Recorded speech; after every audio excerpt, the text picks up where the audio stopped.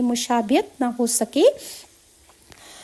یہودیوں میں بھی روزہ فریضہ الہی ہے۔ حضرت موسیٰ نے کوہ طور پر 40 دن بھوکے پیاسے گزارے۔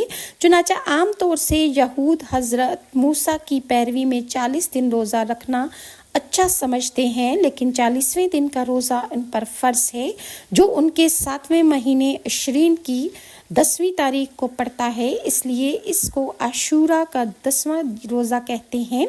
اور اس میں حضرت موسیٰ کو تورات کے احکام عنایت ہوئے تھے، اسی لیے تورات میں اس دن کے روزے کو نہایت تاکید آئی ہے۔ اس کے علاوہ یہودی صحیفوں میں اور دوسرے روزوں کے احکام بھی مذکور ہیں۔